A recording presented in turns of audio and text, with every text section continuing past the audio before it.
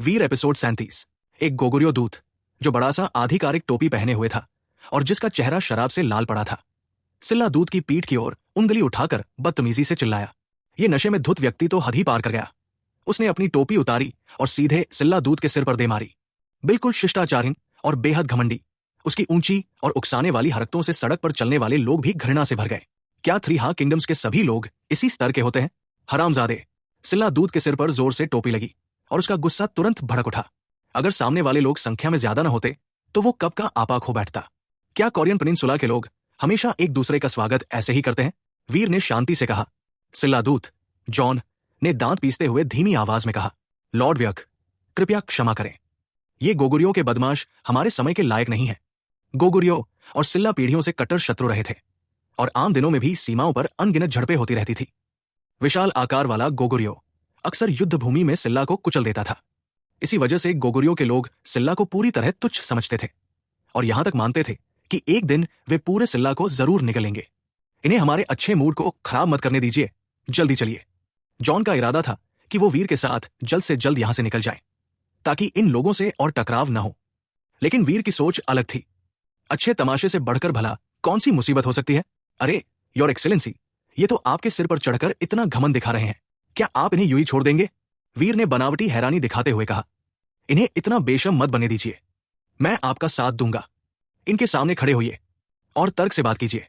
John लगभग वही खून की उल्टी करने वाला था। मन ही मन लगातार कोस रहा था, यह लड़का सच में चाहता है कि मैं तमाशा बन जाऊं। अरे तर्क करना है? आओ आओ, हम तो लड़ाई के लिए बेताब हैं। देखते हैं तुम्हारी जुबान ज्यादा चलती है या हमारी मुठ्ठियां। तुम सिल्ला वाले न सिर्फ युद्ध में हमसे बुरी तरह हारते हो, बल्कि सड़क पर मिलने पर भी पलटकर जवाब नहीं देते।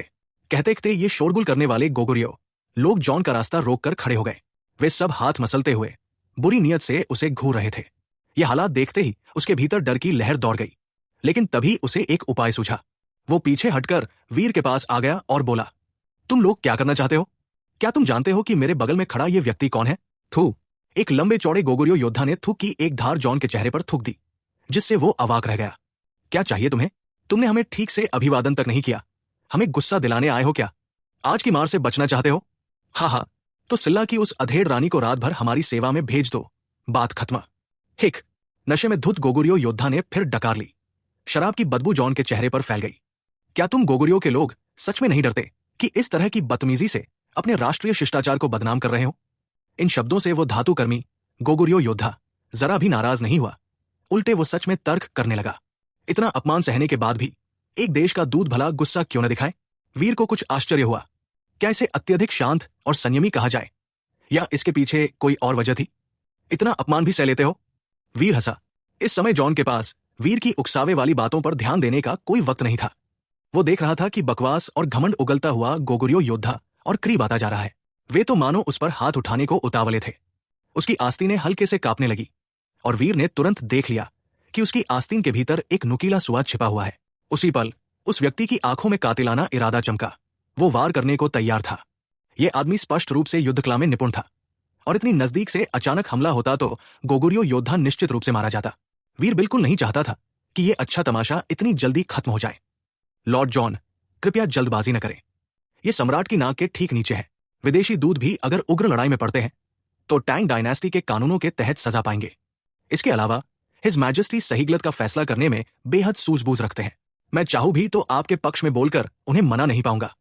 वीर ने बेहद परेशान होने का नाटक किया, जिससे जॉन का चेहरा फक्का पड़ गया। अगर मेरी अपनी जिम्मेदारी ये न होती कि मुझे ऐसे व्यक्ति के सामने भी गर्मजोशी दिखानी है जो मेरी ठंडक का जवाब नहीं देता, तो मैं कभी भी इस आदमी के सामने खुद को इतना नीचा न करता। लेकिन जैसे ही जॉन का ध्यान भटका, गोगुर्यो योद्धा की मुट्ठी आकर उसके चेहरे पर जोर से लगी। पूरी तरह तैयार न होने के कारण जॉन को चेहरे पर सीधा घूंसा पड़ा और वो दर्द की चीख के साथ जमीन पर गिर पड़ा। कुछ टूटे हुए दांत भी खून के छिंटों के साथ हवा में उड़ गए। सिर उठाए हुए जॉन का चेहरा ऐसा लग रहा था मानो किसी ने उस पर रंग पोत दिया हो। सफेद, लाल और बैंगनी सब कुछ आपस में घुल मिल गया था, यहां तक कि उसका असली चेहरा पहचानना भी मुश्किल हो गया था। उसे इतनी बेरमी से पीटा गया था कि उसका चेहरा पूरी तरह विकृत हो चुका था। अरे, एक सज्जन आदमी तो शब्दों का इस्तेमाल करता है, मुट्ठियों का नहीं। तुम लोग ऐसा क्यों कर रहे हो? शांति ही सबसे जरूरी होती है। वीर सही समय पर एक कदम पीछे हट गया ताकि कहीं उस पर खून न छीन जाए।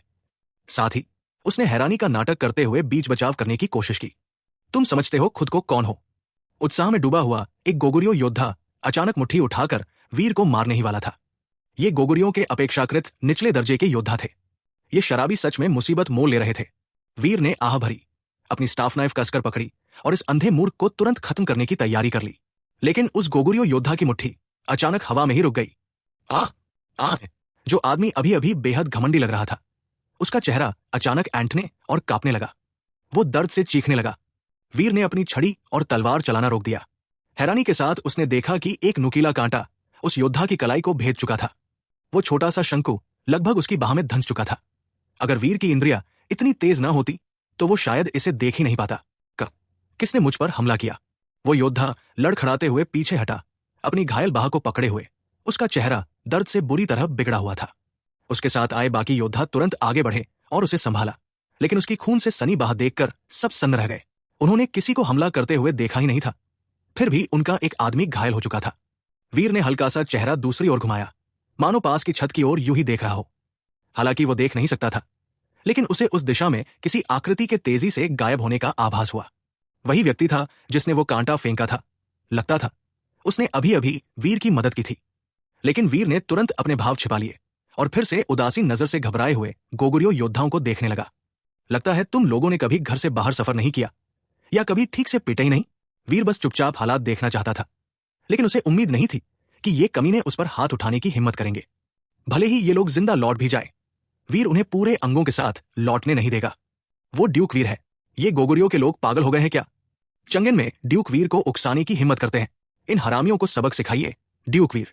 ये लोग बहुत घमंडी और अज्ञानी हैं। मुझे तो पहले से ही इनसे नफरत थी। भीड़ ने तुरंत वीर की पहचान कर ली और जोर जोर से जयकार करने लगी। ड्यूक वीर की जनता के बीच बेहद ऊंची प्रतिष्ठा थी।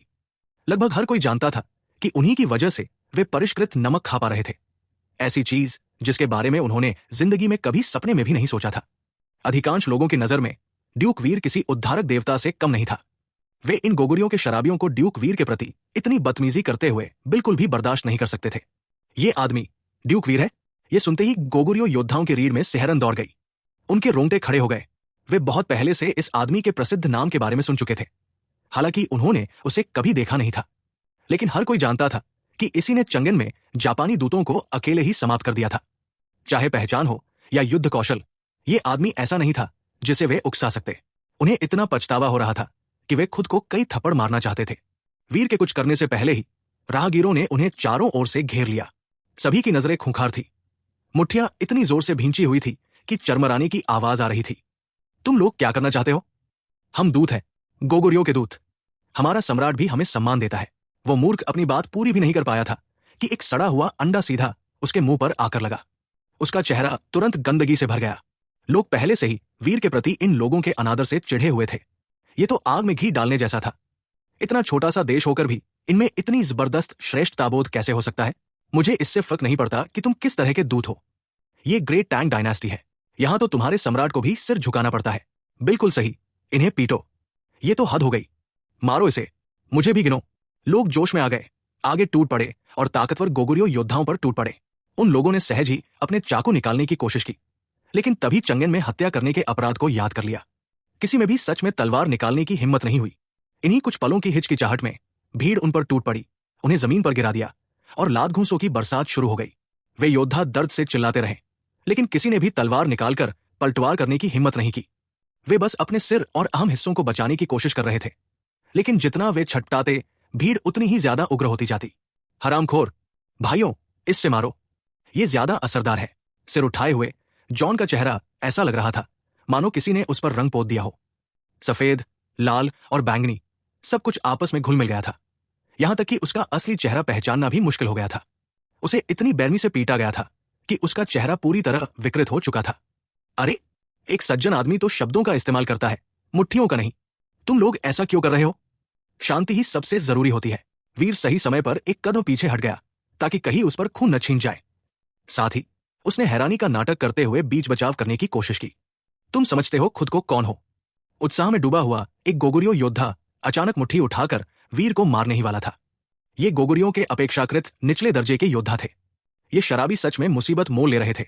वीर ने आह भरी, अपनी स्टाफ नाइफ कसकर पकड़ी और इस अंधे मूर्ख को तुरंत खत्म करने की तैयारी कर ली। लेकिन उस गोगुरियो योद्धा की मुट्ठी अचानक हवा में ही रुक गई। आ आ जो आदमी अभी अभी बेहद घमंडी लग रहा था, उसका चेहरा अचानक ऐंठने और कांपने लगा। वो दर्द से चीखने लगा। वीर ने अपनी छड़ी और तलवार चलाना रोक दिया। हैरानी के साथ उसने देखा कि एक नुकीला कांटा उस योद्धा की कलाई को भेद चुका था। वो छोटा सा शंकु लगभग उसकी बाह में धंस चुका था। अगर वीर की इंद्रियां इतनी तेज न होती तो वो शायद इसे देख ही नहीं पाता। किसने मुझ पर हमला किया? वो योद्धा लड़खड़ाते हुए पीछे हटा, अपनी घायल बाह को पकड़े हुए। उसका चेहरा दर्द से बुरी तरह बिगड़ा हुआ था। उसके साथ आए बाकी योद्धा तुरंत आगे बढ़े और उसे संभाला, लेकिन उसकी खून से सनी बाह देखकर सब सन्न रह गए। उन्होंने किसी को हमला करते हुए देखा ही नहीं था। फिर भी उनका एक आदमी घायल हो चुका था। वीर ने हल्का सा चेहरा दूसरी ओर घुमाया, मानो पास की छत की ओर यूं ही देख रहा हो। हालांकि वो देख नहीं सकता था, लेकिन उसे उस दिशा में किसी आकृति के तेजी से गायब होने का आभास हुआ। वही व्यक्ति था जिसने वो कांटा फेंका था। लगता था उसने अभी अभी वीर की मदद की थी। लेकिन वीर ने तुरंत अपने भाव छिपा लिए और फिर से उदासीन नजर से घबराए हुए गोगुरियो योद्धाओं को देखने लगा। लगता है तुम लोगों ने कभी घर से बाहर सफर नहीं किया या कभी ठीक से पिटे ही नहीं। वीर बस चुपचाप हालात देखना चाहता था, लेकिन उसे उम्मीद नहीं थी कि ये कमीने उस पर हाथ उठाने की हिम्मत करेंगे। भले ही ये लोग जिंदा लौट भी जाए, वीर उन्हें पूरे अंगों के साथ लौटने नहीं देगा। वो ड्यूक वीर है। ये गोगुरियो के लोग पागल हो गए हैं क्या? चंगेन में ड्यूक वीर को उकसाने की हिम्मत करते हैं। इन हरामियों को सबक सिखाइए, ड्यूक वीर। ये लोग बहुत घमंडी और अज्ञानी हैं। मुझे तो पहले से ही इनसे नफरत थी। भीड़ ने तुरंत वीर की पहचान कर ली और जोर जोर से जयकार करने लगी। ड्यूक वीर की जनता के बीच बेहद ऊंची प्रतिष्ठा थी। लगभग हर कोई जानता था कि उन्हीं की वजह से वे परिष्कृत नमक खा पा रहे थे। ऐसी चीज जिसके बारे में उन्होंने जिंदगी में कभी सपने में भी नहीं सोचा था। अधिकांश लोगों की नजर में ड्यूक वीर किसी उद्धारक देवता से कम नहीं था। वे इन गोगुरियों के शराबियों को ड्यूक वीर के प्रति इतनी बदतमीजी करते हुए बिल्कुल भी बर्दाश्त नहीं कर सकते थे। ये आदमी ड्यूक वीर है? ये सुनते ही गोगुरियो योद्धाओं की रीढ़ में सिहरन दौड़ गई। उनके रोंगटे खड़े हो गए। वे बहुत पहले से इस आदमी के प्रसिद्ध नाम के बारे में सुन चुके थे। हालांकि उन्होंने उसे कभी देखा नहीं था, लेकिन हर कोई जानता था कि इसी ने चंगेन में जापानी दूतों को अकेले ही समाप्त कर दिया था। चाहे पहचान हो या युद्ध कौशल, ये आदमी ऐसा नहीं था जिसे वे उकसा सकते। उन्हें इतना पछतावा हो रहा था कि वे खुद को कई थप्पड़ मारना चाहते थे। वीर के कुछ करने से पहले ही राहगीरों ने उन्हें चारों ओर से घेर लिया। सभी की नजरें खूंखार थी। मुट्ठियां इतनी जोर से भींची हुई थी कि चरमराने की आवाज आ रही थी। तुम लोग क्या करना चाहते हो? हम दूत हैं, गोगुरियो के दूत। हमारा सम्राट भी हमें सम्मान देता है। वो मूर्ख अपनी बात पूरी भी नहीं कर पाया था कि एक सड़ा हुआ अंडा सीधा उसके मुंह पर आकर लगा। उसका चेहरा तुरंत गंदगी से भर गया। लोग पहले से ही वीर के प्रति इन लोगों के अनादर से चिढ़े हुए थे। ये तो आग में घी डालने जैसा था। इतना छोटा सा देश होकर भी इनमें इतनी जबरदस्त श्रेष्ठताबोध कैसे हो सकता है? मुझे इससे फर्क नहीं पड़ता कि तुम किस तरह के दूत हो। ये ग्रेट टैंग डायनास्टी है। यहां तो तुम्हारे सम्राट को भी सिर झुकाना पड़ता है। बिल्कुल सही, इन्हें पीटो। ये तो हद हो गई। मारो इसे, मुझे भी गिनो। लोग जोश में आ गए, आगे टूट पड़े और ताकतवर गोगुरियो योद्धाओं पर टूट पड़े। उन लोगों ने सहज ही अपने चाकू निकालने की कोशिश की, लेकिन तभी चंगेन में हत्या करने के अपराध को याद कर लिया। किसी में भी सच में तलवार निकालने की हिम्मत नहीं हुई। इन्हीं कुछ पलों की हिचकिचाहट में भीड़ उन पर टूट पड़ी, उन्हें जमीन पर गिरा दिया और लात घूंसों की बरसात शुरू हो गई। वे योद्धा दर्द से चिल्लाते रहे, लेकिन किसी ने भी तलवार निकालकर पलटवार करने की हिम्मत नहीं की। वे बस अपने सिर और अहम हिस्सों को बचाने की कोशिश कर रहे थे, लेकिन जितना वे छटपटाते भीड़ उतनी ही ज्यादा उग्र होती जाती। हरामखोर, भाइयों, इससे मारो, ये ज्यादा असरदार है, गौरव ने गहरी आवाज में कहा। इन बेलगाम लोगों ने सड़क पर मेरे गोगुरियों के दूतों को घेर कर पीटा। क्या यही तरीका है जिससे ग्रे टैंग अपने मेहमानों का स्वागत करता है?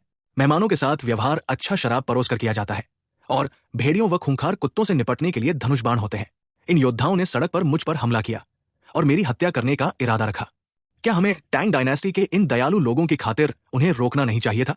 अगर इन आम लोगों ने हस्तक्षेप न किया होता तो शायद मैं, ये ड्यूक, पहले ही इन लुटेरों का शिकार बन चुका होता। अभी जमीन पर करहाने वाला मैं ही होता। अगर तुम्हारे साथ ऐसा अपराध होता तो क्या तुम उन जापानी दूतों से बेहतर स्थिति में होते? तुम्हें तो पीटा गया और जान बख्श दी गई। तुम्हें तो इन आम लोगों का धन्यवाद करना चाहिए। वीर ने लंबा भाषण दिया और अपने शब्दों से खुद को पूरी तरह पीड़ित की स्थिति में रख दिया। उसने सीधे नैतिक ऊंचाई से वार किया, जिससे गौरव मौके पर ही निरुत्तर हो गया। तुम, ड्यूक वीर, क्या मजाक कर रहे हो कि इन योद्धाओं से तुम्हें चोट लग सकती है? गौरव ने दांत पीसते हुए कहा। अगर ऐसा हुआ तो ये एक बड़ा मजाक होगा। वीर ने भौं उठाई। क्या आज मेरी हालत ठीक नहीं है? क्या मैं इन बदमाशों का मुकाबला नहीं कर सकता? ड्यूक वीर को चोट लगे या न लगे, लेकिन यह तथ्य कि उन गोगुरियों के योद्धाओं ने सड़क पर उन पर हमला करने की हिम्मत की, ये अपने आप में अक्षम्य अपराध है। किम स्वाभाविक रूप से गौरव को अपमानित होते देख खुश था और तुरंत उसका समर्थन करने लगा। इससे दबे हुए लोगों में जान आ गई और वे उंगलियां उठाकर गौरव पर थूकने लगे। तुमने शुरुआत की और अब खुद को सही समझ रहे हो, फिर से बहस करने की हिम्मत की? सावधान रहो, वरना अपराध और बढ़ जाएगा। ड्यूक वीर के पास तुमसे निपटने के ढेरों तरीके हैं। जल्दी से ड्यूक से माफी मांगो। हाँ, सावधान रहो कि कहीं हिज मैजेस्टी जांच बैठें और तुम्हारे उस छोटे से तुच्छ राज्य को भी मिटा न दे। भीड़ की लगातार गालियों और अपमान को सुनते हुए गौरव का चेहरा और भी स्याह होता चला गया। उसने दोनों हाथों से तलवार की मूठ कसकर पकड़ ली। चरमराने की आवाज आई और उसने बाज की तरह ठंडी नजर से भीड़ को घूरा। उस पल वो सच में बिना सोचे समझे तलवार घुमाकर आगे बढ़ना और इन लोगों के सिर काट डालना चाहता था। बहस करना उसकी ताकत नहीं थी, अंधाधुंध कत्लेआम ही उसकी असली कला थी। वीर ने गौरव की असामान्य हरकत को देखा और व्यंग्यात्मक मुस्कान दबा न सका। अगर वो हालात पर लगाम न लगाए रहता तो ये आदमी सच में किसी को घायल कर देता। गुस्से पर काबू रखना सीखो। वीर ने सिर हिलाया, मानो जानबूझकर या अनजाने में। उसने अपने हाथ में पकड़ी कैनाइफ से हल्की सी थाप दी। भले ही गौरव पूरी तरह अक्ल से खाली क्यों न हो, उसे फिर भी ये अपमान निगलना और नतीजे भुगत नहीं होंगे। ड्यूक वीर, भविष्य में हमें आपस में बातचीत के कई मौके मिलेंगे। आशा है तब आप मुझे मार्गदर्शन देंगे। उसने आखिरी शब्द लगभग दांतों के बीच से घसीट कर निकाला। वीर को जरा भी परवाह नहीं थी। ये आदमी बदले के लिए बस यूं ही उबलता रह सकता था। इन्हें ले जाओ। गौरव के आदेश पर उसके अनुचर खून के तालाब में पड़े गोगुरियो योद्धाओं को उठाने के लिए दौड़े, लेकिन जैसे ही वे पास पहुंचे उनके चेहरों के भाव तुरंत बदल गए। जनरल, वे मर चुके हैं। ये सुनते ही गौरव का चेहरा, जो अभी गुस्से से लाल था, एक पल में रंग बदल गया। वो तुरंत नीला सफेद पड़ गया। क्या कहा? गौरव लगभग दहाड़ पड़ा। माथे की नसें उभर आई। सेवक घबरा गए और झुककर फिर से जांचने लगे, लेकिन नतीजा वही रहा। ये 7-8 मजबूत गोगुरियो योद्धा चारों ओर से घिरकर पीट पीट कर मार दिए गए थे और वे तलवार निकालने की हिम्मत भी नहीं कर पाए थे। कितनी दयनीय और हास्यास्पद मौत। भीड़ ने यह सुनकर थोड़ी हैरानी जरूर दिखाई, लेकिन किसी को कोई अफसोस नहीं हुआ। इतनी उग्र और घमंडी शक्ति प्रदर्शन, क्या सच में इसे लगता है कि टैंग डायनेस्टी में भरोसा करने लायक कोई नहीं है? तुम उपद्रवी। गौरव गुस्से से पागल हो गया। उसने अपनी लंबी तलवार सीधे भीड़ की ओर तान दी और बेधड़क आगे बढ़ने लगा। रुको! अचानक तेज हवा का एक झोंका उसके पास से गुजरा। उसकी धार से चेहरे पर हल्की चुभन हुई। क्लैंग! बिजली सी चमक के साथ एक झिलमिलाहट हुई। गौरव को ऐसा लगा मानो उसके हाथ की तलवार पर अचानक माउंट तय जितना बोझ आ गया हो। तलवार का फलक तुरंत चकनाचूर हो गया और जो ताकत बची थी वो मूठ के जरिए उसकी कलाई से पूरे हाथ में फैल गई। गौरव दर्द से चिल्लाया और इंस्टिंक्टिवली पीछे हट गया। उसका पूरा हाथ सुन्न पड़ चुका था। उसमें जरा भी संवेदना नहीं बची थी। ये तुम्हारे बेकाबू होने की जगह नहीं है। वीर ने कैंसवॉर्ड थामे जमीन पर हल्की सी थाप दी और फर्श की टाइलों पर दरारों का जाल फैल गया। वीर के पैरों के पास बिखरे पड़े थे बर्फ जैसे सफेद फलक के टुकड़े, गौरव की अनमोल तलवार के अवशेष। तुम! गौरव का चरम क्रोध एक पल में डर और सदमे में बदल गया। उसे ये तक समझ नहीं आया कि वीर ने कब वार किया। सब कुछ पहले ही उसने एक ही वार में अपनी ही तलवार तोड़ डाली। अगर उसका अभी का हमला तलवार रोकने के लिए नहीं, बल्कि सीधे उसके अपने सिर की ओर होता, तो शायद मरने से पहले वो अपने ही दिमाग के टुकड़े बिखरते देख पाता। हटो, हटो, सब हटो। उसी समय गश्त पर निकले सैनिकों का एक दल आक्रामक ढंग से पहुंचा। उन्होंने सीधे भीड़ को चीरते हुए गोगुरियों के दूतों को चारों ओर से घेर लिया। लोग समझदारी से तितर बितर हो गए और गोगुरियों के दूत डर से चौंक कर तुरंत अपनी तलवारों की मूठ पकड़ने लगे। होश में आओ सब! गौरव ने तुरंत कठोर स्वर में दहाड़ लगाई। इससे वे मूर्ख, जो तलवारें खींचने ही वाले थे, संभल गए और सबने हाथ उठाकर दिखाया कि वे निहत्थे हैं। अगर यहां तलवार खींचकर सीधे गश्ती सैनिकों से भिड़ जाते तो आज इस गली से जिंदा निकलना नामुमकिन था। गौरव चाहे जितना घमंडी हो, मूर्ख नहीं था। ये सब क्या हो रहा है? गश्त के बस कुछ ही पलों में ऐसा कैसे हो गया? भीड़ के बाहर से एक बेहद भारी आवाज आई और उस आवाज के मालिक को वीर अच्छी तरह जानता था। अंकल अर्जुन, आप बिल्कुल सही समय पर आए हैं। यहां देखने लायक तमाशा है। वीर मुस्कराया और उस दिशा की ओर देखा जहां से अर्जुन की आवाज आ रही थी। अर्जुन ने गश्ती सैनिकों को खींचे हुए भाव से हटाया। आज मेरा मूड अच्छा था, बस टहलने निकला था, लेकिन बाहर कदम रखते ही मुझे ये गंदगी क्यों देखनी पड़ रही है? जनरल! अर्जुन को देखते ही गश्ती सैनिकों ने तुरंत सलामी दी। अर्जुन ने लापरवाही से हाथ हिलाया, फिर जमीन पर पड़े कई गोगुरियो लोगों के शवों को देखकर ठंडी हंसी हंसी। तो ये कुत्ते का खून नहीं था, इंसानी खून था। गौरव ने अर्जुन को ठंडी निगाह से घूरा, लेकिन इस समय उस पर वार करने की हिम्मत वो कैसे करता? जनरल, मेरे लोग सड़क पर हुए झगड़े में मारे गए। एक देश के दूत होने के नाते क्या मेरी हैसियत टैंग डायनेस्टी के आम लोगों से भी कम है? अर्जुन ने बेपरवाह खड़े वीर की ओर देखा और पूछा, आखिर यहां हुआ क्या है? संक्षेप में कहूं तो उन बदमाशों ने सड़क पर मनमानी की और मुझ पर भी हाथ उठाने की कोशिश की। हम टैंग डायनेस्टी के न्यायप्रिय लोग ये देखकर चुप कैसे रहते, इसलिए उन्हें सबक सिखाया। वीर ने हंसते हुए कुछ शब्दों में पूरी बात कह दी। क्या? ये सुनते ही अर्जुन ने गुस्से का नाटक किया और सीधे गौरव की नाक की ओर उंगली उठाकर बोला, लड़के, क्या तुम्हें लगता है ये तुम्हारी राजधानी है? गौरव लगभग वही दम तोड़ने ही वाला था। उसकी आंखें खून से लाल थी और वो अर्जुन को घूर रहा था, मानो किसी भी पल फट पड़ेगा। बेशक वो चाहे कितना भी मूर्ख क्यों न हो, इतना तो समझता था कि ये लापरवाही करने का समय नहीं है। अगर हम युद्ध भूमि में होते तो तुम अब तक खड़े रहने की हालत में भी न होते। गौरव बस मन ही मन कड़वाहट से ये सोच सकता था। यही उसका एकमात्र आत्मसांत्वना का तरीका था। जनरल, चाहे कुछ भी हो, मेरे लोग मरने के काबिल नहीं थे। वे तो टैंग डायनेस्टी के साधारण लोग हैं। फिर भी उन्होंने मेरे गोगुरियो दूतों को सड़क पर पीट पीट कर मार डाला। अगर ये बात फैल गई तो टैंग डायनेस्टी की काफी बदनामी होगी। बकवास। अर्जुन ने उसकी बात पूरी होने से पहले ही जोर से गाली देकर उसे काट दिया। साधारण लोग का क्या मतलब है? एक महान राष्ट्र के लोग किसी छोटे राज्य के शासक के सामने भी घुटने टेकते हैं, तो तुम जैसे सड़क पर पागलपन दिखाने वाले दूतों की औकात ही क्या है? ऊपर से तुमने सड़क पर ड्यूक पर हाथ उठाने की हिम्मत की। ये तो सीधा मौत का जुर्म है। मेरे हिसाब से तो अच्छा ही हुआ कि उन लोगों को सड़क पर ही पीट पीट कर मार दिया गया। अगर उन्हें गिरफ्तार करके मुकदमा चलाया जाता और बाद में सिर कलम किया जाता तो पता नहीं उन्हें और कितना कष्ट सहना पड़ता। वीर ने भी बात में सुर मिलाया। अरे, बात यह नहीं है कि मुझ ड्यूक के साथ अन्याय हुआ या नहीं। असली बात यह है कि तुमने सड़क पर जनता को परेशान किया। बिल्कुल सही। हमें तो तुम्हें भी गिरफ्तार न करने की खुशी मनानी चाहिए। जल्दी से ड्यूक वीर का धन्यवाद करो कि उन्होंने इस मामले को और आगे नहीं बढ़ाया। अर्जुन और वीर दोनों ने मिलकर गौरव को ऐसा घेर लिया कि वो पूरी तरह बोलती बंद हो गया। उसने चारों ओर घातक नजर से खड़े सैनिकों को देखा और अर्जुन की फैली हुई आंखों को भी। गौरव ने अनगिनत गहरी सांसें ली। तब कहीं जाकर वो मुश्किल से खुद को संभाल पाया। ड्यूक वीर, मैंने आपका घोर अपमान किया है। कृपया मुझे क्षमा करें। मैं किसी और दिन स्वयं आकर आपसे क्षमा मांगूंगा। गौरव ने अपने अधीनस्थों को ठंडी निगाह से देखा। वे तुरंत आगे बढ़े और बदकिस्मत लोगों की लाशें उठाने लगे। अब बात बनी। अर्जुन ने दाढ़ी सहलाते हुए कहा, अगर फिर कभी ड्यूक वीर से मिलो तो अपनी पूंछ दबाकर रहना याद रखना। गौरव ने अनसुना करने का नाटक किया और सबको जल्द से जल्द वहां से निकलने का आदेश दिया। वो अर्जुन का बड़ा सा चेहरा एक पल और भी नहीं देखना चाहता था। रुको, वीर ने अचानक आवाज दी, जिससे गौरव और उसके लोग ठिठक गए। क्या ड्यूक वीर का कोई और आदेश है?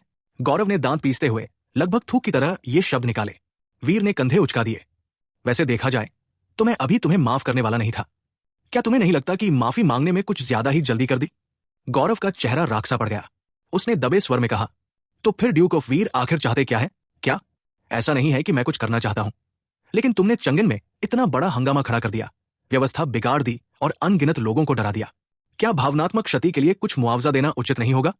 गौरव ने गांगजू की ओर देखना भी नहीं चाहा और बस अपनी जेब से कुछ चांदी की सिल्लियां निकालकर गांगजू की ओर उछाल दी।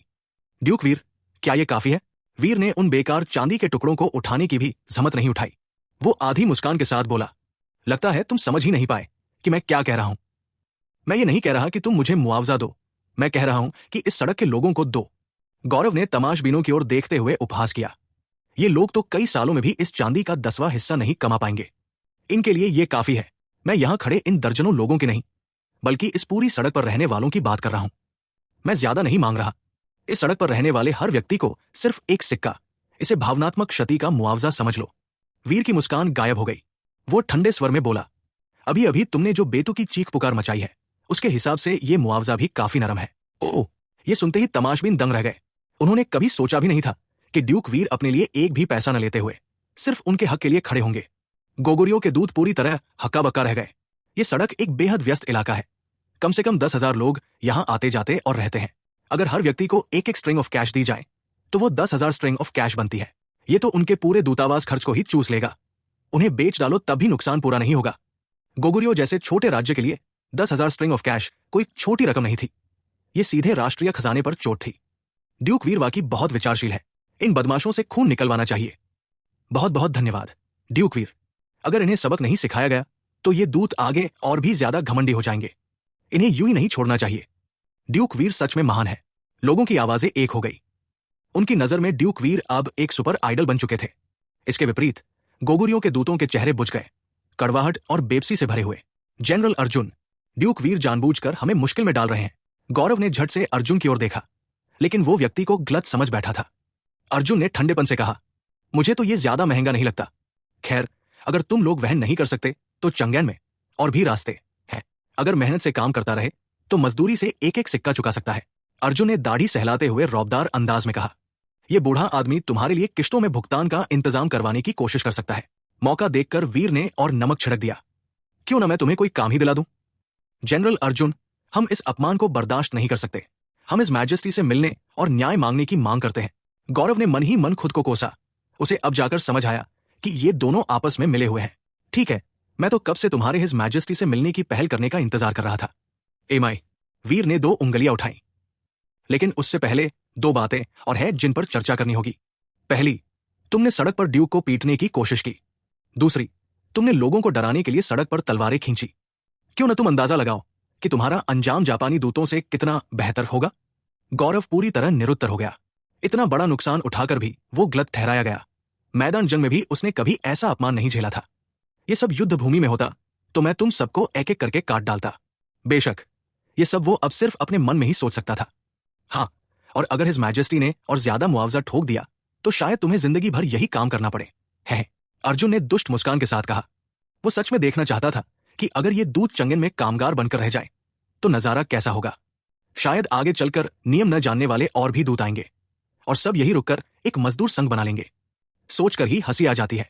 हमारे पास पैसे नहीं है। कृपया ड्यूक वीर, हमें माफ कर दीजिए और मुआवजा कुछ कम कर दीजिए। इस क्षण गौरव के भीतर जरा सा भी गुस्सा नहीं बचा था। अगर यह मामला जल्दी न सुलझा तो वे सच में टैंग डायनेस्टी में शरणार्थी बनकर रह जाएंगे। वीर ने सिर हिलाया। मैं ये फैसला नहीं कर सकता। मुआवजा तो मुझे मिल ही नहीं रहा।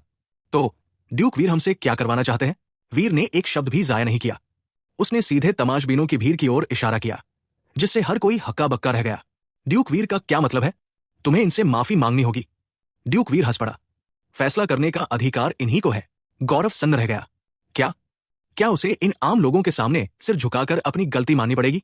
एक महान राष्ट्र के प्रतिष्ठित दूत होने के नाते मुझे इन आम नागरिकों से माफी मांगनी पड़े? तो फिर गोगुर्यों की गरिमा कहाँ रही? क्या हम, एक सम्मानित दूत, टैंग डायनेस्टी के कुछ आम लोगों से भी कम सम्मान के हकदार हैं? वीर ने पलटकर कहा, तुम और तुम्हारे लोग अभी सार्वजनिक रूप से बेइज्जत हुए हो, तब गोगुर्यों की इज्जत के बारे में क्यों नहीं सोचा? गौरव निरुत्तर रह गया। उसकी आंखें मानो आग उगल रही थी जब उसने सड़क पर खड़े लोगों को घूर कर देखा। लेकिन कोई भी नहीं डरा। सबने धर्मोचित आक्रोश के साथ उसकी नजर का सामना किया। ये टैंग डायनेस्टी की धरती है, तुमसे कौन डरेगा? जनरल, समझदार आदमी सामने दिख रहे नुकसान से नहीं लड़ता, पहले इस हालात को टाल लेते हैं।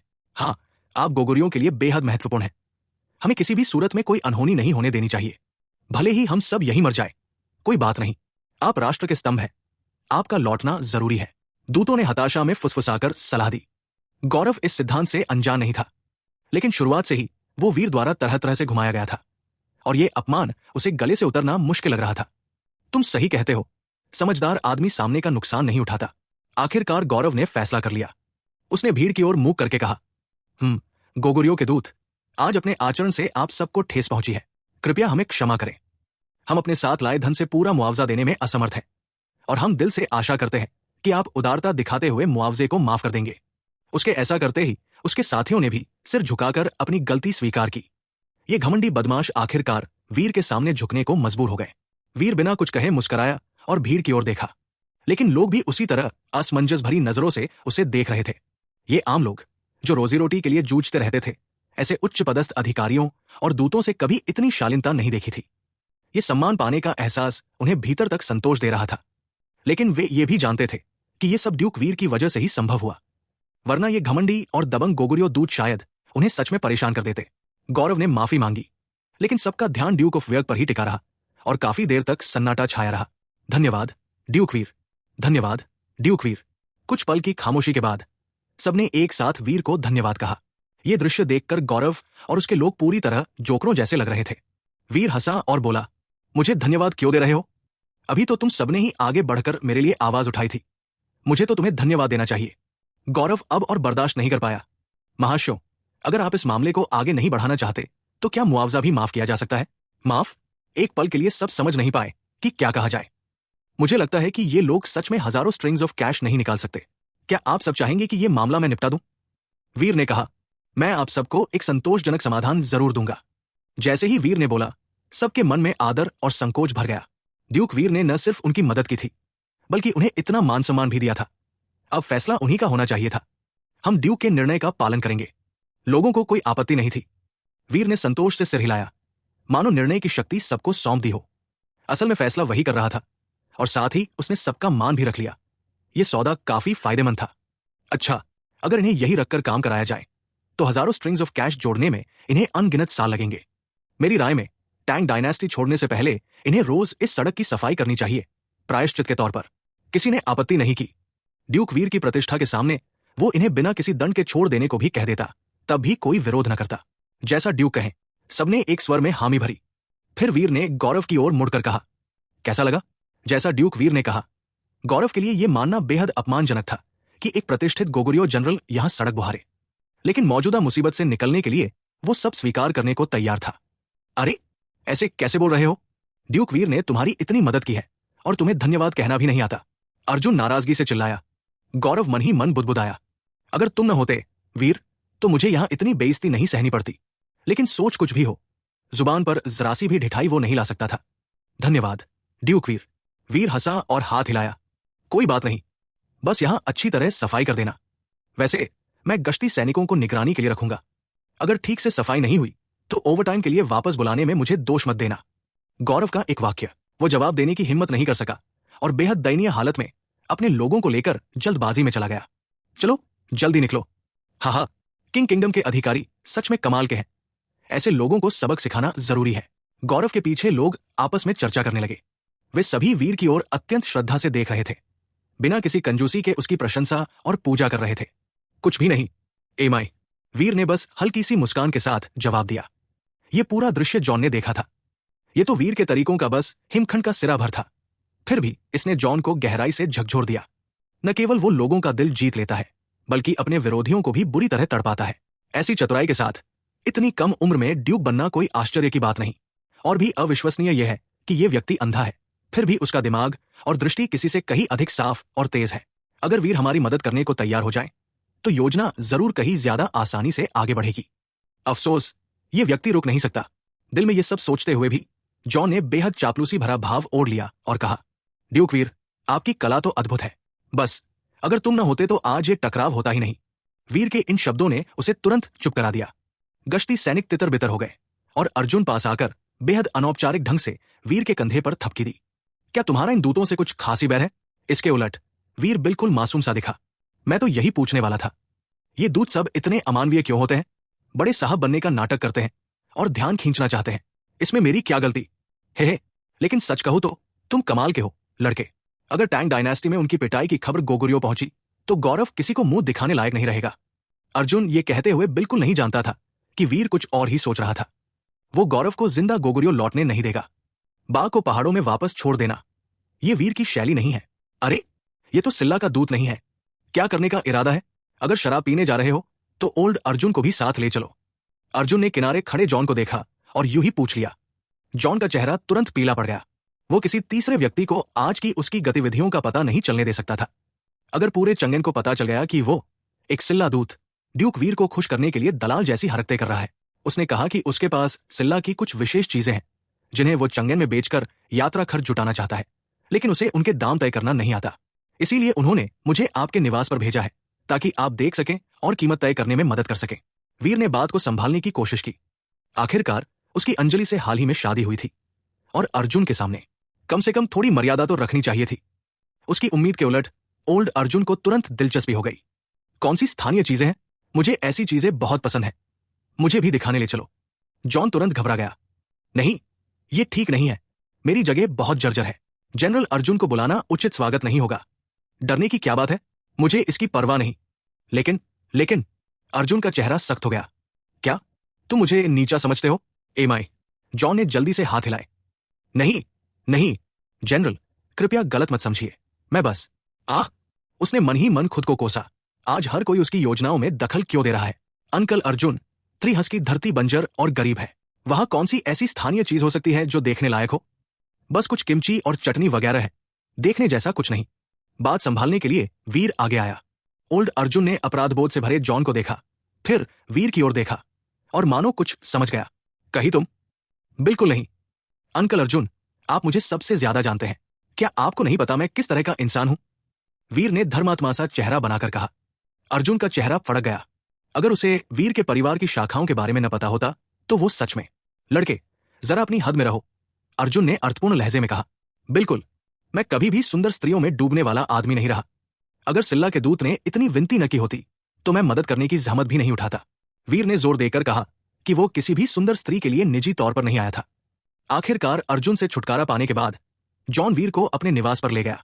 वो एक एकांत छोटा सा आंगन था, भीड़ भाड़ वाले शहर में छिपने के लिए बेहतरीन जगह।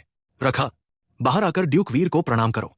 जॉन ने वीर के लिए चाय डाली और जोर से पुकारते ही बाहर से एक मीठी लचीली आवाज आई। ड्यूक वीर से ये उनकी पहली मुलाकात है तो तैयारी तो जरूरी है। वे काफी देर से इंतजार कर रही है। दरवाजा खुला और हल्का मेकअप किए आड़ू के फूल जैसी दमकती मुस्कान वाली एक स्त्री भीतर आई। उस स्त्री की काया लंबी और सुडौल थी, घुमाव और अनुपात बिल्कुल संतुलित। उसकी ऊंचाई लगभग 1.7 मीटर थी। टैंग डायनेस्टी में महिलाओं के बीच ये काफी लंबी मानी जाती थी। महिला ने हल्का सा सिर उठाकर वीर की ओर देखा। उसका चेहरा जाने क्यों लाल हो गया। फिर वो शर्माते हुए तुरंत सिर झुका गई, मानो उसकी आंखों में देखने की हिम्मत ही न हो। इस लड़की की अदाकारी वाकई कमाल की है। उसे पता है कि वीर देख नहीं सकता, फिर भी वो नाटक कर रही है। पुरुषों को साधने में वह दिन ब दिन और निपुण होती जा रही है। जॉन इससे बेहद संतुष्ट था। उसे जरा भी अंदाजा नहीं था कि उस महिला की शर्मीली और मोहक अदा में 70% सच्चाई थी और केवल 30% दिखावा। वो रखा थी, वही जो पहले भी वीर से मिल चुकी थी। वीर की मार्शल आर्ट्स, रूपरंग और व्यक्तित्व तीनों ही किसी भी युवा लड़की को आकर्षित करने के लिए काफी थे, वरना उसके जैसी ठंडे दिल की हत्यारिन के लिए इतनी मोहक मुद्रा को निभा पाना आसान नहीं होता। फिर जॉन ने उसे वीर से परिचित कराया। उसका नाम रखा है, वही महिला जिसके बारे में मैंने बताया था, जिसके पास सीक्रेट बोन्स है। लेकिन निश्चिंत रहिए ड्यूक वीर, वो मेरी दत्तक पुत्री है। वो दासी नहीं है जिसे इस बार ट्रिब्यूट के रूप में पेश किया गया है। वीर ने आधी मुस्कान के साथ रखा की ओर देखा। वे दोनों काफी परिचित थे। ऐसा तो नहीं कि ये उनकी पहली मुलाकात हो। रखा को जरा भी पता नहीं था कि वीर उसकी पहचान पहले ही भाप चुका है।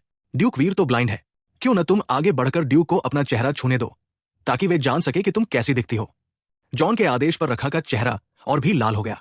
वो सावधानी से आगे बढ़ी और हल्का सा झुक गई। कृपया धीरे से ड्यूक, मैं रखा ने जानबूझकर नाजुक आवाज में ऐसे उकसाने वाले शब्द कहे। हालांकि वीर अपनी चालाकी के बावजूद रखा को साफ साफ देख पा रहा था, फिर भी उसने इसका फायदा उठाने में कोई हिचक नहीं दिखाई, क्योंकि रखा ने ऐसा परिपक्व और अनुभवी स्पर्श पहले कभी नहीं झेला था। पूरी तरह टटोलने के बाद रखा का शरीर हल्का सा कांप रहा था और उसका चेहरा ऐसा लाल था मानो अभी खून छलक पड़ेगा। वो आवाज न निकलने देने के लिए होंठ काटे रही, लेकिन फिर भी मीठी सी कोमल ध्वनियां अनायास निकल ही गई। सुनने में वाकई बेहद रोमांचक। मिस जिन सचमुच दुर्लभ और अनुपम सुंदरी है, वीर ने संतोष के साथ रुकते हुए कहा। रखा ने जटिल भावों से वीर की ओर देखा। हालांकि अभी उसके साथ जो हुआ वो काफी बेधड़क था, फिर भी उसके मन में किसी तरह की घृणा नहीं जगी, बल्कि एक अजीब सी अनकही अनुभूति उभर आई। ये सोचकर वो खुद भी चौंक गई। क्या सच में वह इस असाधारण व्यक्तित्व वाले अत्यंत आकर्षक व्यक्ति की ओर खिंच रही थी? सोच में डूबी रखा को एहसास हुआ कि वीर पूरे समय उसी की ओर मुख किए खड़ा है। हालांकि वो जानती थी कि ड्यूक वीर उसे देख नहीं सकते, फिर भी वो शर्मा गई और धीमे स्वर में बोली, मुझे खुशी है कि ड्यूक वीर मुझसे संतुष्ट है। जॉन जोर से हंसा। ड्यूक वीर, एक नजर में ही समझ आ गया था कि मेरी बेटी आपको बहुत पसंद करती है। वो ऐसा रवैया किसी और के सामने नहीं दिखाती, यहां तक कि मेरे सामने भी नहीं, जो उसका दत्तक पिता हूं। जब मिस रखा शाही वंश से है तो वे आपकी दत्तक पुत्री कैसे बनी? ये काफी दुखद कहानी है। उसके पिता ने सिल्ला में विदेशी व्यापारियों से मिलीभगत कर गंभीर अपराध किया था और उन्हें मौत की सजा दे दी गई। स्वाभाविक रूप से रखा को भी गुलामी में बेच दिया गया। मेरा उसके पिता से कुछ संबंध था। मैं उसकी ऐसी दुर्दशा नहीं देख सका, इसलिए मैंने उसे खरीद लिया और अपनी बेटी के रूप में गोद ले लिया। ये कहते हुए जॉन ने आवाज धीमी की। फिर भी रखा अब भी कुंवारी है, इसलिए ड्यूक को किसी तरह की चिंता करने की जरूरत नहीं। वीर को अच्छी तरह पता था कि यह सब निरा बकवास है, फिर भी उसने सहजता से कहा, तो सच में वो काफी दयनीय रही है। रखा ने धीमे स्वर में कहा, आज ड्यूक से मिल पाना, मुझे लगता है कि पहले का सारा दुख व्यर्थ नहीं गया। जॉन तुरंत बात आगे बढ़ाते हुए बोला, लगता है मेरी बेटी पहली नजर में ही आप पर मोहित हो गई है। अब से वो आपके साथ रहेगी, इससे उसके पिता की आत्मा को भी शांति मिलेगी। रखा, जल्दी से ड्यूक का धन्यवाद करो। धन्यवाद ड्यूक, वीर ने शांति से कहा। मैंने अभी तुम्हें अपने साथ ले जाने की सहमति दी ही कहा है। ये सुनते ही दोनों अवाक रह गए। ड्यूक वीर, इसे एक पुण्य समझकर मेरी बेटी को अपने पास रख लीजिए। उसे यूं अकेला छोड़ना ठीक नहीं। मेरी बेटी को आप पहली ही मुलाकात में पसंद आ गए, उसे निराश मत कीजिए। जॉन ने जल्दी जल्दी मनाने की कोशिश की, लेकिन वीर ने तुरंत उत्तर नहीं दिया। वो कुछ पल सोचता रहा। मिस रखा, जैसा कि तुम जानती हो, हालांकि मैं ब्लाइंड हूं, लेकिन मेरी सुनने और महसूस करने की शक्ति बहुत तीव्र है। मुझे हमेशा लगता है कि मैंने तुम्हें कहीं पहले देखा है। रखा का चेहरा तुरंत बदल गया। उसने फौरन जॉन की ओर देखा। दोनों ये समझकर कि वीर देख नहीं सकता, होठों की हरकत से घबराहट में आपस में बात करने लगे। उन्हें जरा भी अंदाजा नहीं था कि वीर ये सब साफ साफ देख रहा है। बेशक वीर को समझाने की कोई जरूरत नहीं लगी। वो तो ये देखने में ज्यादा दिलचस्पी रखता था कि आगे ये दोनों कैसे नाटक करेंगे। योर एक्सीलेंसी, शायद गलतफहमी में है। चंगेन आने के बाद से मैं इस घर से बाहर नहीं गई, रखा ने बनावटी मुस्कान के साथ कहा। जॉन और भी घबरा गया। वो मन ही मन रखा को कोसने लगा। सोच रहा था कि उस रात उसे चुपके से परखना नहीं चाहिए था। अगर बात खुल गई तो भारी मुसीबत हो जाएगी। अच्छा, वीर का भाव और भी रहस्यमय हो गया, जिससे दोनों की धड़कनें तेज हो गई। क्या उसे सच में पहचान आ गई है? शायद ये मेरी ही कल्पना है। हो सकता है कि मैं मिस रखा जैसी प्रवृत्ति वाली किसी और से मिल चुका हूं। वीर ने शांत स्वर में कहा। है, कोई बात नहीं, कोई बात नहीं। लगता है ये बस एक गलतफहमी है। और वैसे भी ड्यू किसी कमजोर स्त्री को परदेश में अकेला देखना नहीं चाहेंगे, है ना? इसे एक नेक काम ही समझ लीजिए। मैं कोई संत नहीं हूं। मैं इतने सारे नेक काम क्यों करूं? वीर ने जॉन को पूरी तरह नजरअंदाज किया और उठकर जाने लगा। हमारे निवास में पहले ही काफी भीड़ है और हमारी हाल ही में शादी हुई है, इसलिए किसी और विवाह के लिए समय नहीं है। मिस्टर रखा, आप उसके लिए कोई और जगह तलाश लीजिए। विदा। ड्यूक वीर, कृपया रुकिए। भले ही औपचारिक विवाह न हो, उसे बस अपने पास दासी के रूप में रख लीजिए, आपके निजी कक्षों में। जॉन घबराकर वीर को रोकने आगे बढ़ा, लेकिन वीर तेज कदमों से सीधे आंगन से बाहर निकल गया। उसे रुकने का कोई मौका ही नहीं दिया गया। वीर की नजर वास्तव में रखा पर थी। उसकी सुंदरता उसकी सभी पत्नियों और उपपत्नियों के बराबर थी। वो पहले ही समझ चुका था कि इन लोगों का उद्देश्य उसे गुप्त रूप से नुकसान पहुंचाना है, और यही उसका निशाना था। इस बात की भी पूरी संभावना थी कि रखा इसी बहाने उसके करीब आकर उसे हानि पहुंचाना चाहती हो। वो अपने पास कोई टाइम बम नहीं रखना चाहता था। भले ही इस स्त्री की मार्शल आर्ट्स उसकी नजर में तुच्छ हों, फिर भी वो नहीं चाहता था कि उसकी पत्नियां और उपपत्नियां किसी खतरे में पड़े। ये स्त्री स्वीकार नहीं की जा सकती, कम से कम अभी नहीं। आखिर इतनी सुंदर स्त्री को न अपनाना भी सच में अफसोस की बात होती। क्या ये आदमी सच में अंधा है? ये तो इतनी मजबूती और तेजी से चल रहा है, मुझसे भी तेज, जो एक मार्शल आर्टिस्ट हूं। ये जानकर कि वो उसे रोक नहीं सकता, जॉन ने झुंझलाकर मन ही मन गाली दी। हालांकि रखा उतनी चिढ़ी हुई नहीं थी। वीर को जाते हुए देखकर उसके मन में अजीब सी रिक्तता भर आई। एमाई, क्या उसे मैं पसंद नहीं आई? रखा का भाव जटिल था। वो किसी त्याग दी गई प्रेमिका की तरह लग रही थी। जॉन ने समझा कि वो इसलिए अनिच्छुक है क्योंकि मिशन पूरा नहीं हो पाया। चिंता मत करो, तुम वीर की किसी भी पत्नी या उपपत्नी जितनी ही सुंदर हो, जरूर उसकी कोई और चिंता होगी। रखा ने शंकित होकर पूछा। और क्या चिंता हो सकती है? जॉन कमरे में आगे पीछे टहलने लगा। उसका चेहरा स्याह हो गया। हम अभी अभी दासियों का एक जत्था टैंग डायनेस्टी में लाए हैं, और ड्यूक वीर पहले ही सिल्ला की एक सुंदर दासी को अपने पास रख ले, तो क्या इससे टैंग के सम्राट को यह नहीं लगेगा कि ड्यूक वीर उस दासी को अपने लिए रख लिया जो मूल रूप से उसके लिए थी? भले ही वो कितना ही साहसी क्यों न हो, उसे फिर भी शक से बचना चाहिए। रखा ने थोड़ी चिंता के साथ कहा। तो फिर हमारी योजना आगे नहीं बढ़ पाएगी। इतना भी बुरा नहीं है। टैंग डायनेस्टी की हमारी यात्रा 5 दिनों में समाप्त हो जाएगी, और तब तुम अकेले यही रह सकती हो। दूतावास के बिना वीर को ये चिंताएं नहीं रहेंगी।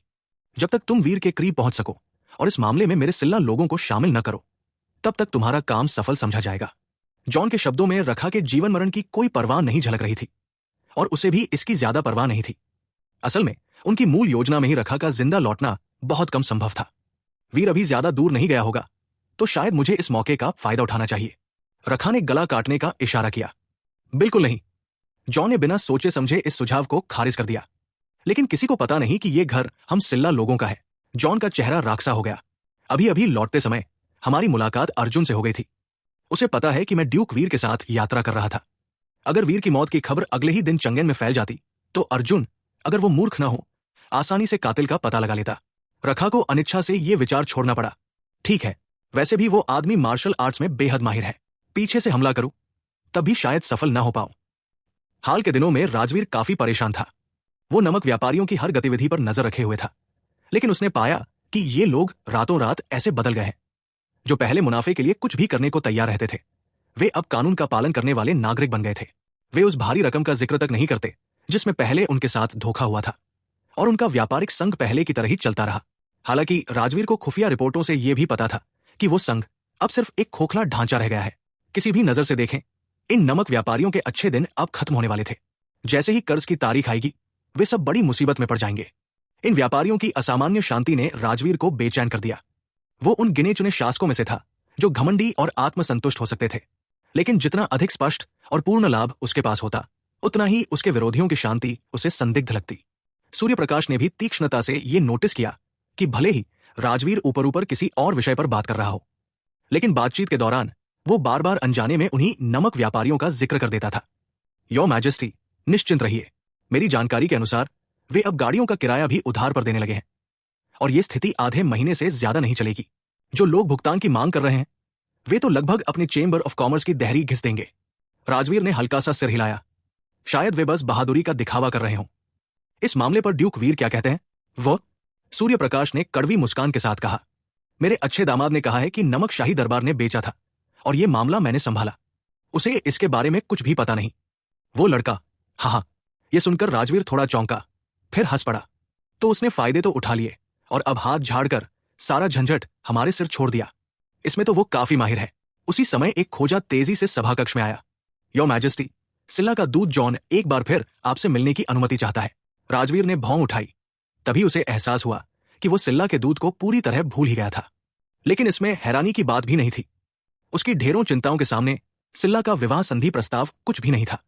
उन्हें प्रतीक्षा करने दो, मेरे पास निपटाने के लिए बहुत से काम है, उनके लिए समय नहीं है। योर मैजेस्टी, उन्होंने पिछले कुछ दिनों में लगभग 10 अर्जियां दी है। आखिरकार वे विदेशी दूत है। खोजा कुछ असहज दिखा। राजवीर ने सूर्य प्रकाश की ओर देखा। वो क्षण भर झिझका, फिर हल्के से सिर हिलाया। पहले इन्हीं से निपट लेते हैं। वैसे भी मैंने सुना है कि सिल्ला और गोगुरियों के बीच पुरानी दुश्मनी है। शायद हम इसका फायदा उठा सके। कुछ देर बाद महल के बाहर टहलते टहलते परेशान हो रहा जॉन आखिरकार देखता है कि वही खोजा फिर से बाहर आकर उसका स्वागत कर रहा है। ससुर जी, हालात कैसे हैं? जॉन तुरंत आगे बढ़ा और ये देखते हुए कि आसपास कोई नहीं है, चुपके से खोजा की जेब में एक चांदी की ईंट सरका दी। खोजा तुरंत खिल उठा। चिंता मत करो, मैं तुम्हारे पैसे यूं ही नहीं लूंगा। मैंने तुम्हारे लिए अच्छी बात रखी है। हिज मैजेस्टी मिलने के लिए तैयार हो गए हैं। धन्यवाद सर, धन्यवाद। जॉन ने राहत की सांस ली। लेकिन याद रखना, बात और बर्ताव में बेहद सावधान रहना। हिज मैजेस्टी कुछ बातों से परेशान लगते हैं। उन्हें नाराज करने वाली कोई भी हरकत मत करना। जॉन और पूछना चाहता था, लेकिन खोजा के इशारे पर तुरंत चुप हो गया।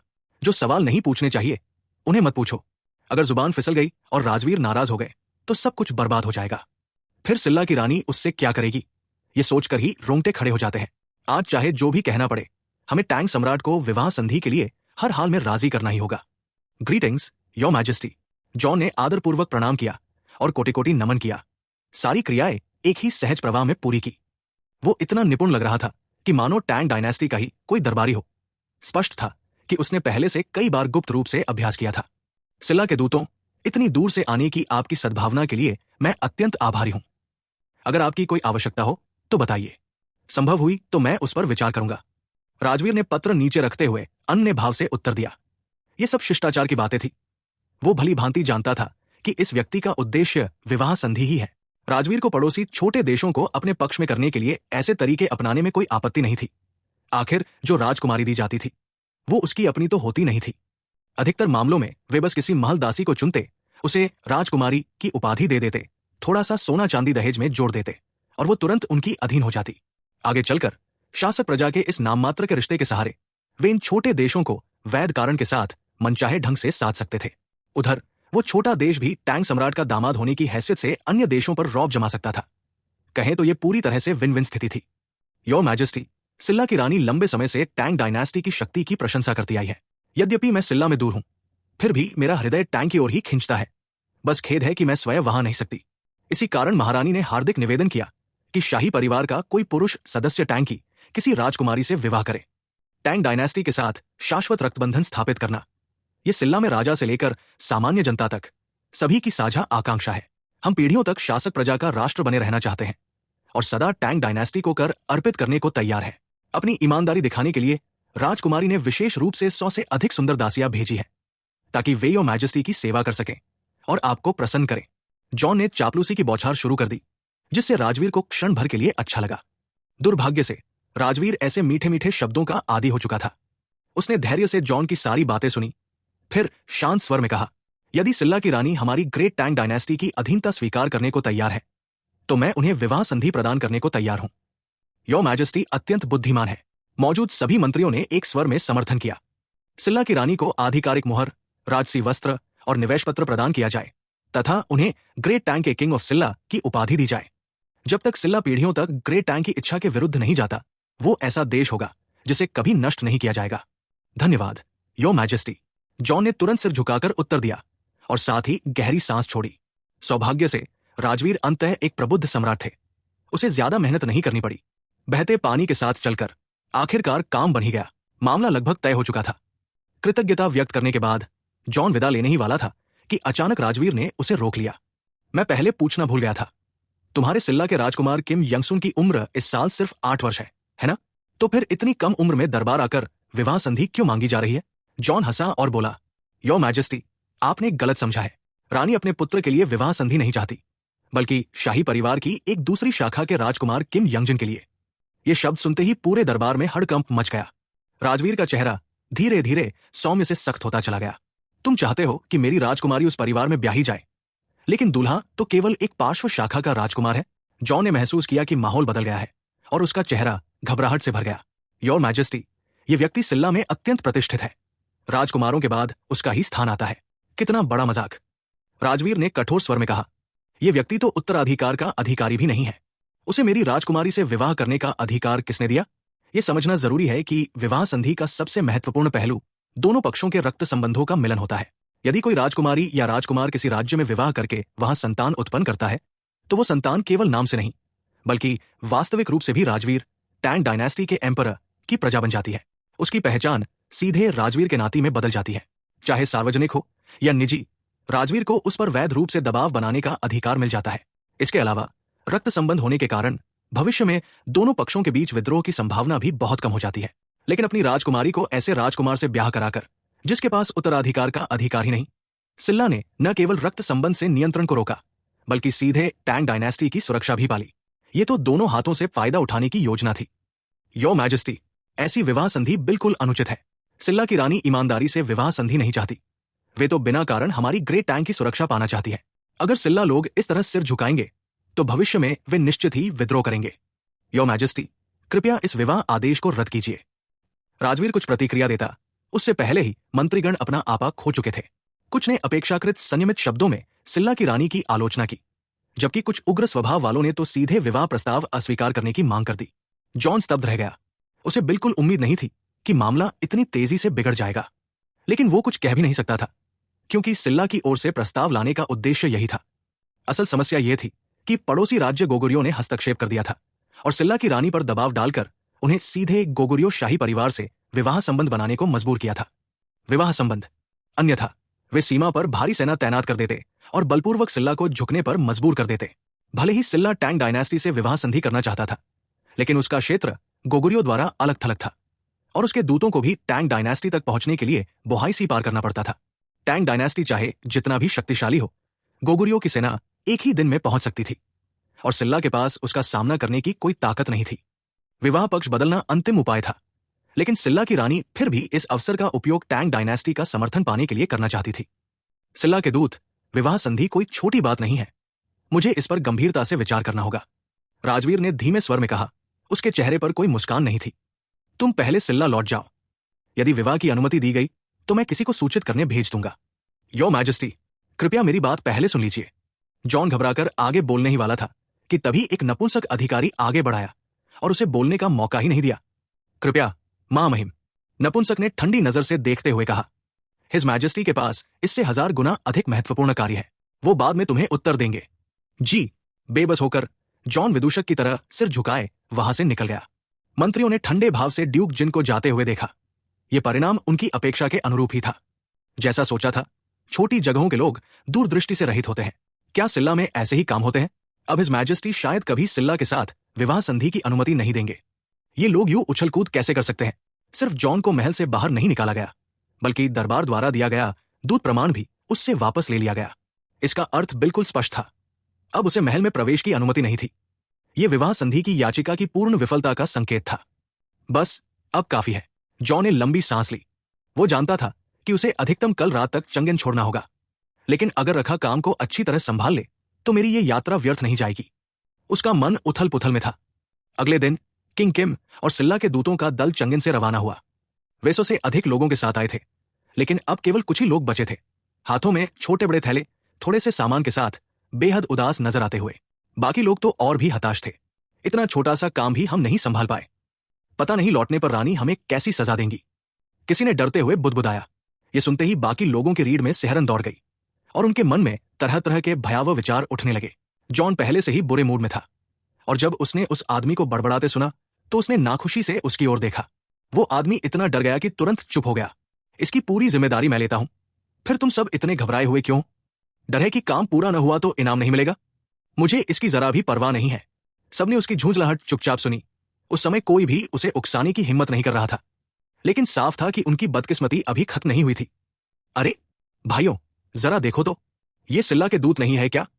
एक व्यंग्यपूर्ण और हल्की फुल्की आवाज गूंजी और तभी जॉन ने देखा कि कुछ गोगुरियो योद्धा, जिनके चेहरे धूल से सने थे और हाथों में झाड़ू थी, उनका रास्ता रोके खड़े थे।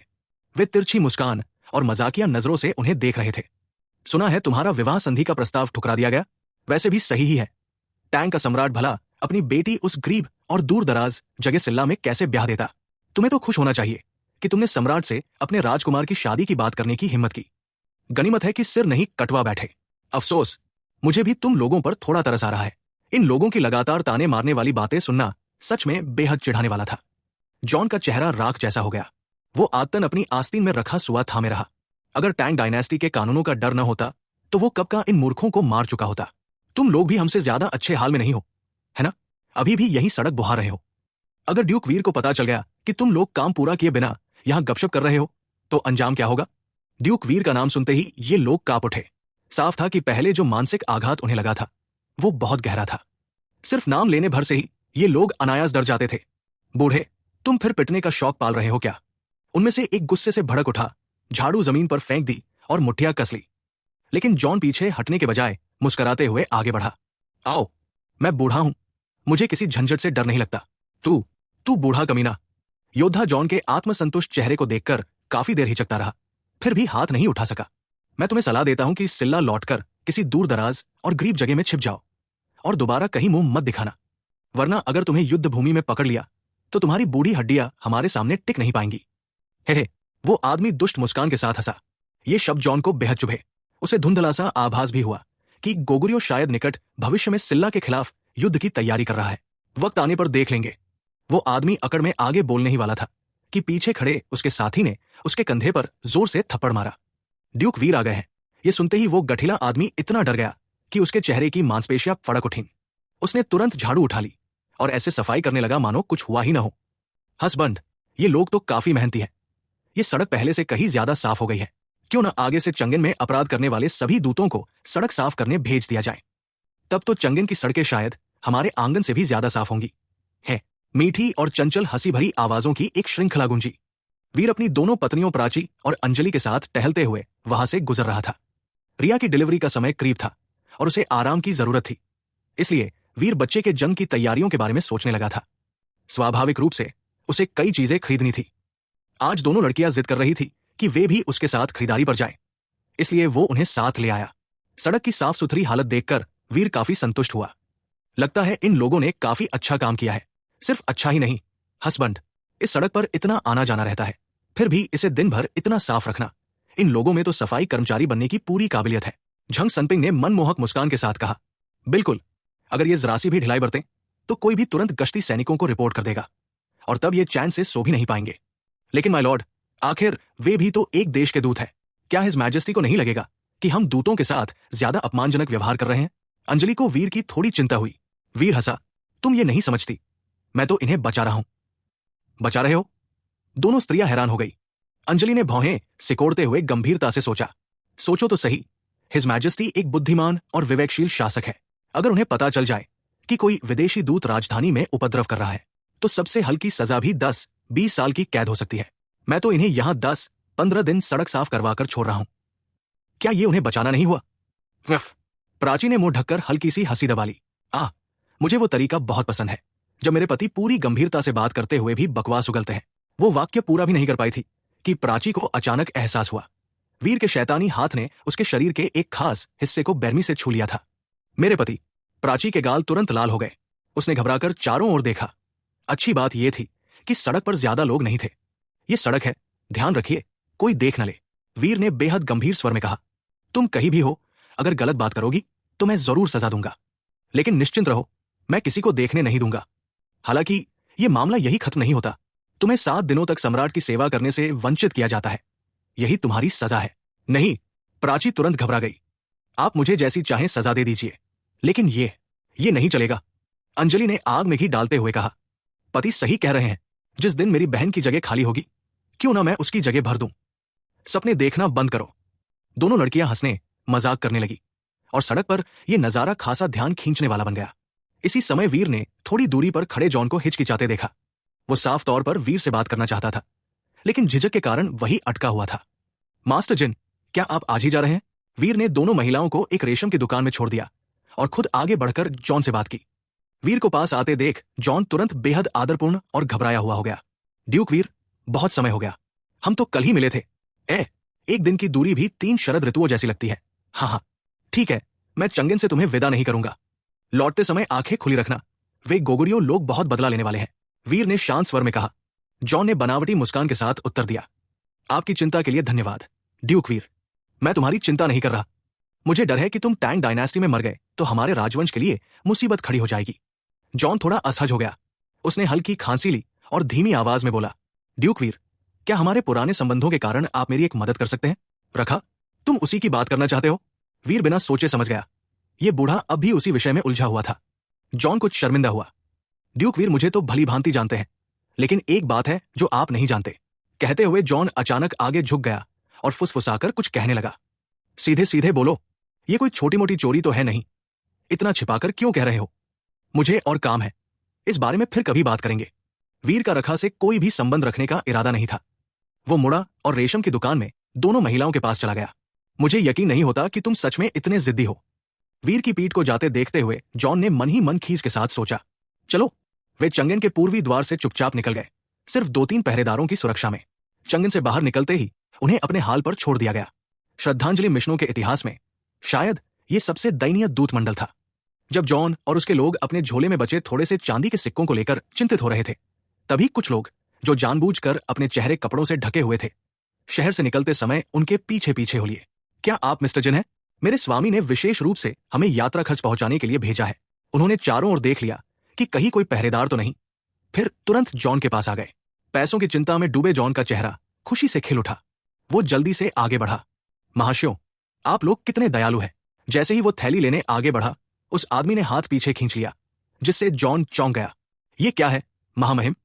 स्वामी ने हमें यात्रा खर्च देने भेजा है और साथ ही आपके माननीय दूत से कुछ छोटी सी बातें पूछने को कहा है। ज्यादा समझाने की जरूरत नहीं, आप समझते हैं, है ना? जॉन का चेहरा तुरंत बदल गया। उसने साथ आए पहरेदारों की ओर देखा। वे लोग संकेत समझकर चुपचाप दूर चले गए ताकि बातचीत उनके कानों तक न पहुंचे। अपने स्वामी को आश्वस्त कर दीजिए, मैं पूरी कोशिश कर रहा हूं। अधिकतम 1 महीने के भीतर आपको वीर की मौत की खबर मिल जाएगी। मजाक कर रहे हो? तुम चंगेन में टिक भी नहीं पाए और वीर को मारने की बात कर रहे हो? शीनसा ने उपहास किया। क्या तुम सच में समझते हो कि ये महाशय मूर्ख हैं? ये दशकों से व्यापार में है। इन्होंने सिल्ला के युद्ध क्षेत्रों में मरे लोगों से भी ज्यादा चालाक लोग देखे हैं। जॉन ने जल्दी से कहा, मैं आप महाशयों को धोखा देने की हिम्मत कैसे कर सकता हूं?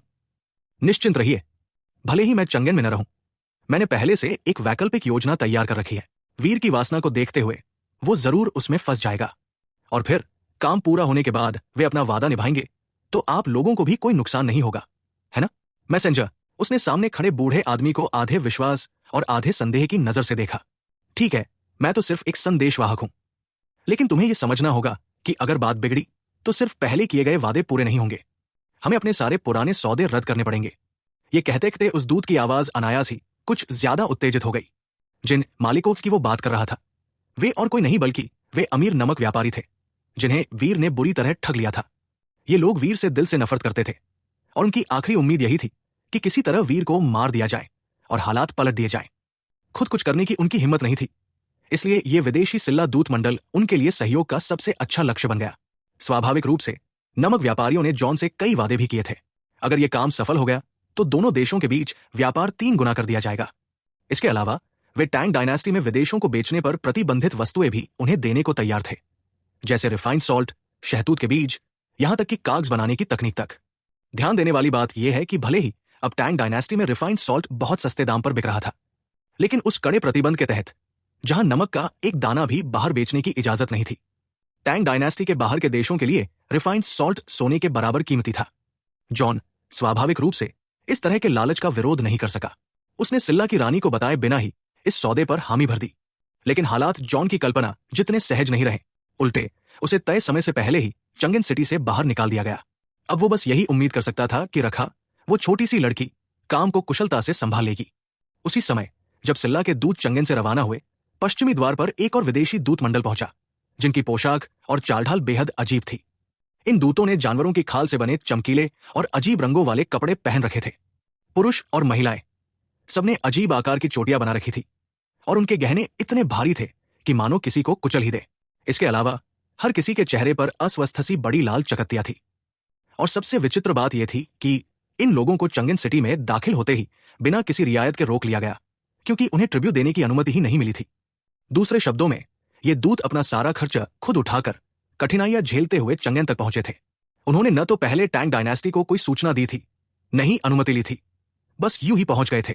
यहां तक कि शहर की रखवाली करने वाले सैनिक भी हैरान थे कि ये लोग इतनी कड़ी चौकियों और सुरक्षा व्यवस्था पार करके चंगेन तक कैसे पहुंच गए।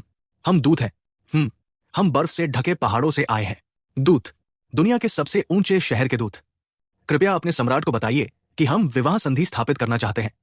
टैंग डायनेस्टी की सबसे सुंदर राजकुमारी से विवाह करना चाहते हैं और आपके सम्राट के साथ मित्रता की एक शाश्वत गाथा रचना चाहते हैं। वो दूत टूटी फूटी चीनी भाषा में बोल रहा था, जो किसी विदेशी भाषा से भी ज्यादा कठिन लग रही थी। सैनिकों ने पसीना बहाते हुए उसकी बात कई बार सुनी, तब जाकर वे उसके शब्दों को ठीक से समझ पाए। आखिरकार किले के कमांडर ने आदेश दिया कि इन अजीब दूतों पर कड़ी निगरानी रखी जाए। उन्हें न तो शहर में घुसने दिया जाए और न ही कहीं जाने दिया जाए। वो स्वयं तुरंत महल की ओर दौड़ा ताकि इस मैजेस्टी को इसकी सूचना दे सके और निर्णय मांग सके।